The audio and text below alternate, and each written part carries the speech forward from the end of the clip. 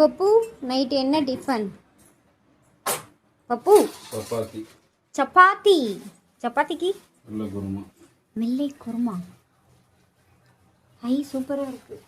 வெள்ளை வெள்ளைன்னு இருக்குது வெள்ளை குருமா. கரண்டியை கொடுங்க. என்ன வெள்ளை குருமா? வெஜ்ஜா நான்வெஜ்ஜா? வெஜ். எப்படி இருக்கு எங்கள் பப்பு செஞ்ச வெள்ளை குருமா? பார்க்கவே சூப்பராக. இன்னும் வத்தணும் இல்லை, இப்போ தான் செஞ்சிட்ருக்காங்க. சப்பாத்தியா? ஓகே, தேங்க்யூ பப்பு குட்டி. எங்க கொடுங்க டேஸ்ட். என்னங்க சுட போகுது, கொஞ்சம் பொறுமையாக ஊற்றுங்க.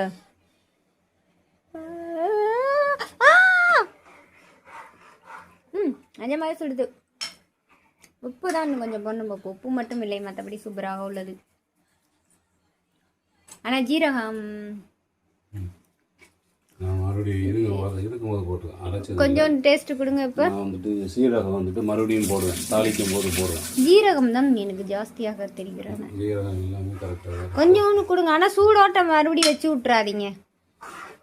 சூடு இல்லாமல் வைங்க, ஊதிட்டு வைங்க.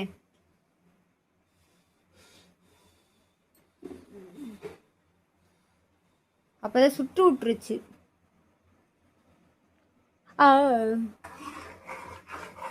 இப்போ ஓகே பக்கா. காரம்லாம் கரெக்டாக இருக்கா? எனக்கு காரம் ஓகே. நீங்கள் பாப்பாக்கெல்லாம் காரம் பத்தாதுன்னு தான் நினைக்கிறேன்.